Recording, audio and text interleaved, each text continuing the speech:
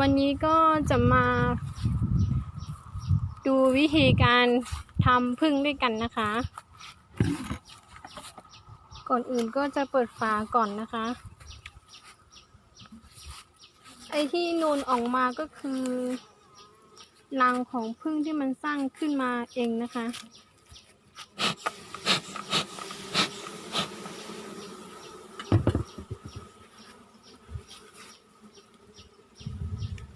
อันนี้แม่ก็จะแงะออกมา มันก็จะเป็นแผ่นแบบนี้นะคะ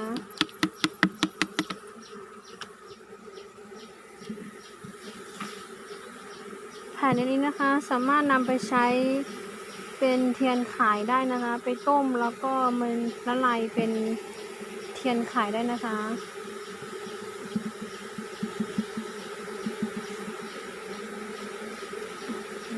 เห็นในรูไหมในรูมีน้ำด้วยมีน้ำหวานด้วยค่ะจะกินก็ได้นะคะอันนี้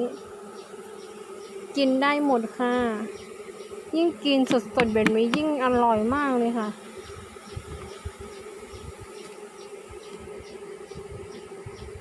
นี่ค่ะเห็นน้ำหวานไหมคะน้ำผึ้งมันก็จะเป็นแบบนี้นะคะหลังจากนั้นก็นำมารวมกัน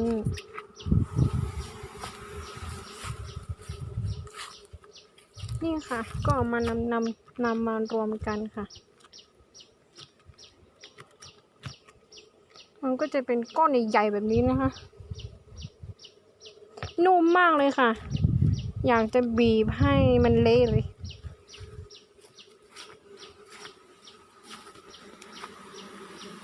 หาน้ำไม่เจอเลยลูกไข่แล้วแม่ดูไข่นะผมไม่รู้ว่าแม่ขับไปอยู่ไหนถ้ามา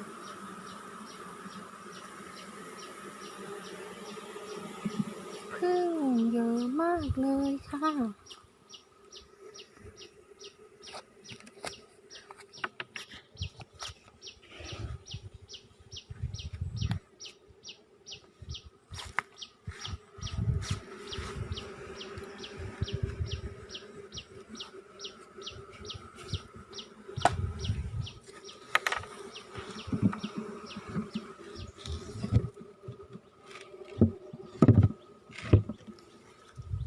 แล้วก็ไม่ขอยืมเปล่า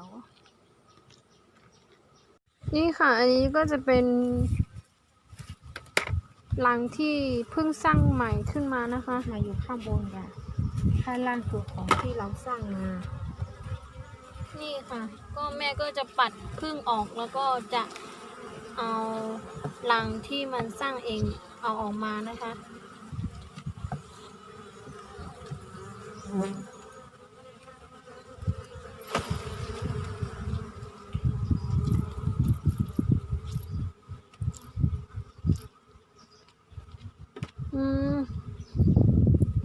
นี่ค่ะมันก็จะได้เป็นก้อนแบบนี้นะคะแบบ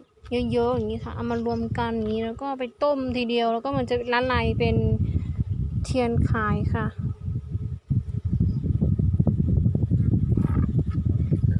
ใครสนใจนะคะสามารถสั่งซื้อที่หนูได้ค่ะ